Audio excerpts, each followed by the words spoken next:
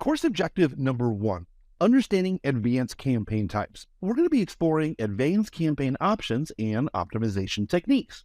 In lesson 1, specifically, we're going to be covering sales conversion options. Which ones are going to work best for your business? Lesson number 2, A/B split testing.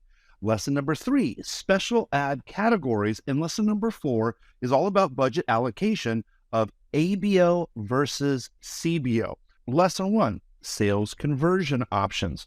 The lesson objective, we want to understand the different sales conversion options available in Facebook Ads Manager. Also, learn how to set up a conversion campaign and choose the right conversion goal for your campaign objectives. Explore different conversion optimization strategies to maximize your ad performance. Understand the role of the Facebook pixel in tracking and optimizing your conversion campaigns. Learn how to create effective ad creatives that drive sales conversions and maximize ROI. Discover the best practices for measuring and analyzing the performance of your conversion campaigns. And finally, explore advanced retargeting strategies to drive repeat conversions and maximize customer lifetime value. In this course objective, we're going to be covering everything that you see right here. This is going to be at the campaign level inside of Meta's Ads Manager. So the type of sales conversion events we'll be diving into: website conversions, app conversions, messaging app conversions, and call conversions.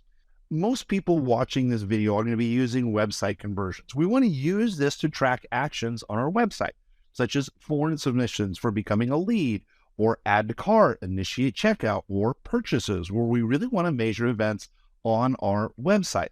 Now, the benefits here, it's going to help you optimize your campaign for better performance and ROI. Depending on where you're at in the funnel, we may optimize for add to cart or initiate checkout. I'll be talking about more of those strategies in this course. Now, it's going to allow you to track and measure your website conversions in real time. Now, just to be clear, it's not necessarily real time. When you really dive into this, Facebook does some statistical modeling, and what they do is, because of all the tracking changes and ad blockers, well, so much more that goes into it, Facebook's going to essentially statistically model numbers over a 3-day period. So you're going to get rough numbers in real time, but really over 3 days, you're really going to see the real numbers emerge. That's why you see I have the little caveat here for the benefit. You're also going to be able to create custom audiences based on website activity. And like I mentioned before, the ability to optimize for different parts of your website and your funnel. You may want leads from one page. You may want people to add to cart or initiate checkout on another page, or go straight for a purchase. Lots of different benefits here as you own a website and you want to optimize to different places on your site. Now, the drawbacks here, it's going to require the Facebook pixel to be installed on your site, which is really quite simple. But it may not be suitable for a business that just doesn't have a website, doesn't have one built yet, or they're just not ready to take orders or leads through their website. And it may not be suitable for a business who just don't control their website. So we also worked with other people who are affiliates for other products, and they might not be able to control that site. So a website conversion may not work best for that situation. Let's talk about app conversions. We're not going to talk a lot about app conversions in this course, but you're going to want to use this when you want to track actions inside of your mobile app, such as in-app purchases, registrations, gameplay. So the benefits, again, it's going to allow you to track and measure in-app conversions in real time. Of course, you see that asterisk, you know what that means. Helps you optimize your campaign for better performance and ROI, depending if you just want people to download the app or engage with the app. Allows you to create custom audiences based on what happens inside of the app, and ability to optimize for actions for different parts of your app. Like I mentioned before, if you want somebody to download or engage or re-engage into a game. Now, the drawbacks are it's going to require a Facebook SDK to be integrated with into your mobile app. And if you don't know what the Facebook SDK is, then you're probably not going to want to use the app conversions. It may not be suitable for a business that does not have a mobile app. Let's talk about messaging app conversions. This recently changed. You want to use this when you want to track actions within the Facebook, Instagram, or WhatsApp messaging apps, such as sending a message or completing a purchase. Now, there's two different types of ads. I want to be very clear here. In this objective right here, we're going to get people to do one of two things: either to start a message with us or to continue on a conversation that they've already had with us. There is a different setting where we will be able to advertise directly inside of Messenger. So we're either going to get people to engage with us or re-engage people who have already engaged on one of those messaging platforms. Now, this is again going to allow you to track and measure conversions in real time, of course, with that asterisk. It's going to help you optimize your messaging campaign for better performance and ROI. Again, are you engaging with brand new people or people that have already engaged with you?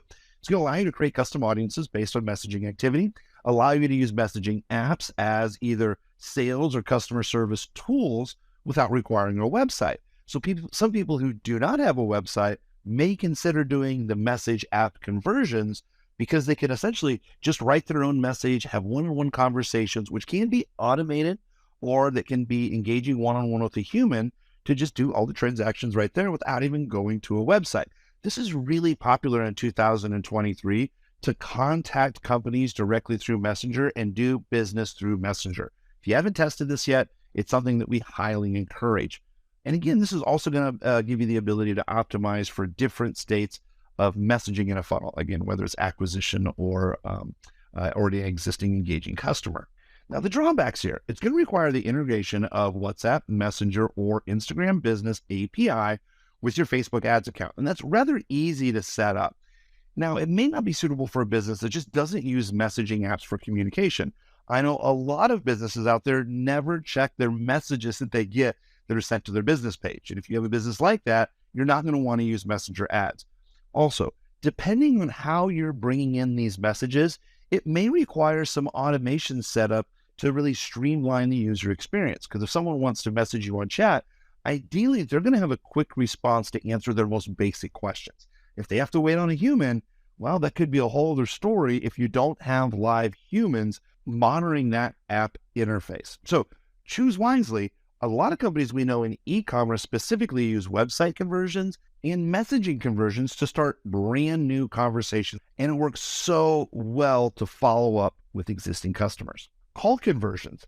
This is rather unique, and you may want to test this out, especially if you don't have a website, you don't know how to set up Messenger, and, well, you don't have an app. You want to use this to track phone calls made to your business from your Facebook ads. Now, here's some of the benefits. It's going to allow you to track and measure click-to-call phone conversations in real time. So just to be clear, what's going to happen is when someone clicks on the mobile ad, they'll click call now. When they click on that button, call now, that's what Facebook's going to record. But that's the only thing that Facebook or Meta is going to be able to record, is that someone clicked on that button to place that call to you. It's going to help you to optimize your campaigns for better performance and ROI. It requires no website, no messenger service, no app whatsoever. Now, calls are going to come in real time, right? So it's just like somebody calling directly in your office. This is very, very easy to get started. Now, the drawbacks, it's going to require a dedicated phone number or call tracking software. So that can be relatively easy to set up with third-party software. We like to use third-party companies like CallRail or RingCentral. We'll put that in the resource section to help track dedicated phone numbers and to help track some of the calls. Now, there's going to be limited meta tracking for the sales objective because, again, Facebook's going to see when someone clicks, but they're not going to see how long the calls were they quality calls? Did someone just click and call and that was it?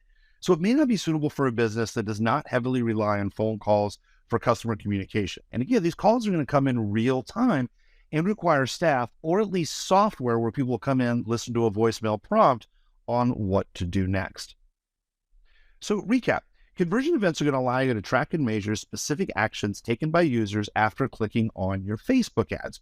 Now, Facebook ads offers 4 types of conversion events: website conversions, app conversions, messaging conversions, and call conversions at this time. Each conversion type has its own benefits and drawbacks and may require different integrations or software to track and measure properly. Let's move to the next video of lesson 2, A/B split testing.